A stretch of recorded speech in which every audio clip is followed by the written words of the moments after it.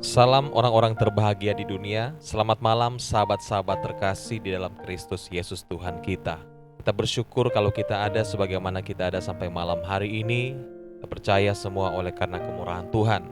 Dan saya percaya semua hal yang dahsyat, semua hal yang luar biasa, itu yang sedang terjadi dan akan Tuhan kerjakan bagi setiap kehidupan kita yang percaya. Nah, Bapak Ibu, sahabat terkasih yang di dalam Yesus Kristus Tuhan kita, malam hari ini saya akan memberikan renungan firman Tuhan kepada sahabat terkasih semua malam hari ini. Dan sebelumnya, mari kita sama-sama berdoa. Bapa di surga, dalam nama Yesus, kami bersyukur kepadamu Tuhan atas segala kebaikan Tuhan, kemurahan Tuhan dalam hidup kami yang tidak pernah berhenti dan selalu baru kami nikmati Tuhan. Malam hari ini kami mensyukuri segala berkat Tuhan.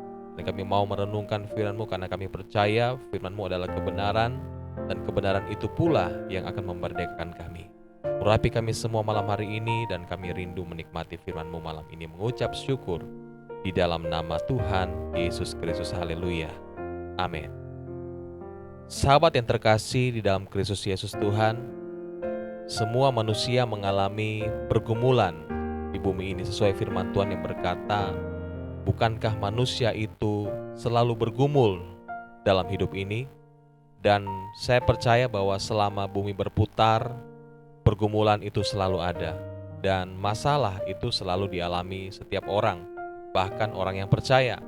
Tapi satu kabar baik yang ingin saya sampaikan malam hari ini, bahwa di tengah pergumulan kita, di tengah masalah yang kita hadapi, di tengah tantangan yang ada di depan kita, satu hal yang pasti bahwa ada penolong kita yang sejati, yang tidak pernah meninggalkan kita. Siapa namanya? Namanya adalah Yesus Tuhan kita. Saya berikan tema malam hari ini, renungan firman Tuhan adalah Yesus, penolong yang sejati. Firman Tuhan ini terambil dalam Injil Matius pasal yang ke-14 ayat 22 sampai dengan 33. Demikian firman Tuhan. Sesudah itu Yesus segera memerintahkan murid-muridnya naik ke perahu dan mendahuluinya ke seberang. Sementara itu ia menyuruh orang banyak pulang, dan setelah orang banyak itu disuruhnya pulang, Yesus naik ke atas bukit untuk berdoa seorang diri. Ketika hari sudah malam, ia sendirian di situ. Perahu murid-muridnya sudah beberapa mil jauhnya di tepi pantai dan diombang-ambingkan gelombang karena angin sakal. Kira-kira jam 3 malam datanglah Yesus kepada mereka berjalan di atas air. Ketika murid-muridnya melihat dia berjalan di atas air, mereka terkejut dan berseru, "Itu hantu!" Lalu berteriak-teriak karena takut. Tetapi segera Yesus berkata kepada mereka, "Tenanglah, aku ini, jangan takut." Lalu Petrus berseru dan menjawab dia, "Tuhan, apabila Engkau itu, suruhlah aku datang kepadamu berjalan di atas air." Kata Yesus, "Datanglah." Maka Petrus turun dari perahu dan berjalan di atas air mendapatkan Yesus. Tetapi ketika dirasa tiupan angin, takutlah dia dan mulai tenggelam lalu berteriak, "Tuhan, tolonglah aku." Segera Yesus mengulurkan tangannya memegang dia dan berkata, "Hai orang yang kurang percaya, mengapa engkau bimbang?" Lalu mereka naik perahu dan angin pun redalah. Dan orang-orang yang ada di perahu menyembah dia, katanya, "Sesungguhnya engkau anak Allah." Dalam pembacaan ini satu hal yang kita ketahui bahwa Yesus menyuruh murid-muridnya untuk mendahuluinya ke seberang danau. Saat itu terjadi setelah Yesus melakukan mujizat memberi makan 5.000 orang. Nah, perhatikan kata Yesus pada murid-muridnya, dia berkata dia menyuruh mereka untuk mendahuluinya untuk pergi ke seberang danau. Tuhan Yesus tidak berkata menyuruh murid-muridnya untuk pergi ke danau, ke tengah danau dan tenggelam di sana. Tapi Yesus berkata bahwa pergilah mendahului aku ke seberang. Jadi satu hal yang pasti perkataan Yesus adalah ya dan amin. Dia berkata mereka harus mendahulunya ke seberang, dan itu satu jaminan perkataan Yesus bahwa mereka akan sampai ke seberang dan tidak tenggelam di tengah danau. Dan satu hal yang ingin saya sampaikan di sini, poin pertama adalah Yesus adalah penolong yang maha tahu. Dia tahu apa yang akan terjadi. Pertanyaannya, apakah Tuhan Yesus tahu akan ada angin sakal saat itu? Ya, dan sangat pasti bahwa Yesus tahu akan ada angin sakal yang akan dihadapi oleh murid-muridnya. Dan ini juga pertanda dalam kehidupan kita orang percaya, sahabat-sahabat semua yang dikasihi Tuhan. Yesus pun tahu akan apa yang akan terjadi di depan kita. Apapun masalahmu, apapun tantangan yang akan engkau hadapi di depanmu atau yang saat ini engkau alami, satu hal yang pasti bahwa Tuhan maha tahu. Yesus tahu apa yang engkau alami. Bahkan firman Tuhan berkata bahwa jumlah rambut kita itu dihitung semua. Rambut di kepala kita itu terhitung semua. Bahkan hal yang sedetil pun itu Tuhan lakukan. Tuhan hitung rambut di kepala kita, dan bahkan tidak ada satupun orang yang mau menghitung jumlah rambut, dan itu mustahil. Tapi Tuhan tahu dan Dia sangat peduli terhadap sahabat-sahabat kekasih.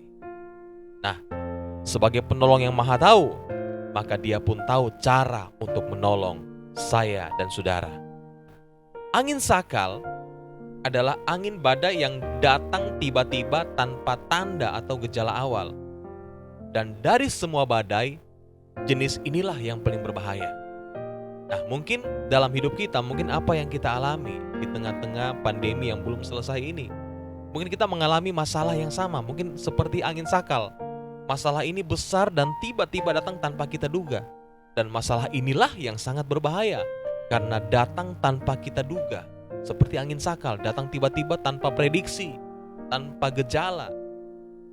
Ini bisa membuat kehidupan kita tenggelam, bisa membuat perahu rumah tangga kita tenggelam, bisa membuat rumah tangga hancur, bisa membuat kehidupan kita tenggelam, dan sebagainya.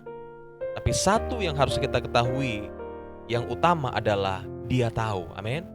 Yesus penolong yang maha tahu. Dia tahu akan ada badai. Dia tahu akan apa yang akan menimpa di depan kita. Dan perhatikan kata Yesus kepada murid-muridnya, dahululah dia ke seberang. Dia berjanji bahwa murid-muridnya akan sampai ke seberang, tidak tenggelam di tengah danau. Dan perkataan yang sama juga dikatakan kepada kita semua, bahwa Dia akan membawa kita melewati setiap masalah kita. Gunung sebesar apapun di depan kita, Tuhan sanggup memberikan kita kekuatan. Bahkan kalau gunung tidak dapat dipindahkan, Dia berikan kita kemampuan untuk mendaki gunung itu. Yang kedua, Yesus adalah penolong yang menolong tepat pada waktunya. Nah, seringkali kita menganggap Tuhan terlambat. Seringkali kita berpikir, kenapa Tuhan menunda untuk menolong? Menurut kita inilah waktunya, inilah saatnya engkau menolong ke Tuhan. Tetapi kenapa tidak terjadi mujizat saat kita sangat membutuhkan mujizat? Seringkali kita menganggap ini adalah penundaan. Tetapi menurut Tuhan, itu bukan penundaan, tetapi itu adalah pada waktu yang tepat, yaitu waktunya Tuhan atau kairosnya Tuhan.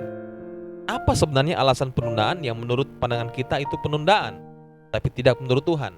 Nah, dalam Injil Yohanes pasal yang ke-11 ayat 14 dan 15 berkata demikian. Karena itu Yesus berkata dengan terus terang kepada mereka, Lazarus sudah mati. Tetapi syukurlah aku tidak hadir pada waktu itu, sebab demikian lebih baik bagimu supaya kamu dapat belajar percaya. Marilah kita pergi sekarang kepadanya. Nah, ketika itu disampaikan kepada Yesus berita bahwa Lazarus sedang sakit. Tetapi Yesus tidak segera untuk pergi ke tempat Maria dan Marta dan Lazarus untuk menyembuhkan Lazarus. Dia sengaja menunda. Apa alasannya? Supaya kamu dapat belajar percaya. Itu sebenarnya bukan penundaan, tetapi itu waktu yang tepat dari Tuhan. Tetapi maksudnya itu supaya kita semua belajar percaya. Maukah kita percaya kepada Tuhan? Bukan sekedar percaya. Kalau sekedar percaya, iblis pun percaya dan dia gemetar. Tapi maksudnya di sini kita harus mempercayakan hidup kita hanya kepada Tuhan. Menggantungkan hidup kita, harapan kita hanya kepada Tuhan. Karena hanya Dialah sumber kekuatan kita dan hanya Dia yang sanggup menolong setiap kehidupan kita. Yang terakhir, yang ketiga, Yesus adalah penolong yang ada di atas segala persoalan kita. Kalau kita perhatikan ayat pembacaan tadi, Yesus datang kira-kira jam 3 malam. Nah saudara, jam 3 malam adalah suatu saat di mana malam itu malam yang paling gelap dan malam yang paling pekat, gelap yang paling pekat, yaitu kepekatan malam itu terjadi di jam 3 malam. Nah, di tengah-tengah kegelapan itu, Tuhan datang kepada murid-muridnya. Nah, di saat engkau merasa engkau sudah sangat tidak mampu, disitulah Tuhan akan datang menemui kita. Nah, dia datang kepada murid-muridnya dengan cara apa? Dia datang dengan cara berjalan di atas air. Nah, saudara, Yesus datang berjalan di atas air bukan untuk pamer, bukan untuk show off, menunjukkan, oh saya hebat. Dia berjalan di atas air, mengajarkan murid-muridnya. Hal yang mereka takuti saat itu adalah gelombang air yang begitu besar. Tetapi Yesus berjalan di atas air. Artinya dia berjalan di atas segala masalah besar yang dihadapi murid-muridnya. Masalah itu ada di bawah telapak kaki Yesus. Dia berjalan di atas masalah kita. Apapun masalah yang kau hadapi, percayalah, Yesus ada di atas masalahmu. Dan jika engkau percaya, seperti Petrus berkata, panggillah aku untuk datang berjalan di atas air. Petrus pun berjalan di atas air. Dan itu pertanda bahwa saya dan saudara, ketika kita percaya dan mempercayakan hidup kepada Yesus, kita pun mampu berjalan di atas segala masalah kita. Nah Bapak Ibu Saudara, sahabat kekasih dalam Kristus Tuhan, percayalah bahwa Yesus adalah satu-satunya penolong yang sejati. Jangan takut, jangan bimbang, jangan khawatir. Karena siapa yang karena kekhawatirannya dapat menambah sehasta saja jalan hidupnya. Tidak ada yang bisa menambah sehasta jalan hidup kita dengan khawatir. Justru kekhawatiran akan merampas segala waktumu, merampas sukacita, merampas damai sejahtera. Percayalah kepada Tuhan Yesus dan percayakan hidupmu kepadanya. Mari kita berdoa. Bapa, kami bersyukur buat renungan firman-Mu yang telah kami terima malam hari ini. Kami percaya bahwa Engkau Tuhan yang sanggup menolong kami, Engkau pertolongan kami Tuhan, dan kami mau mempercayakan hidup kami kepadamu Yesus.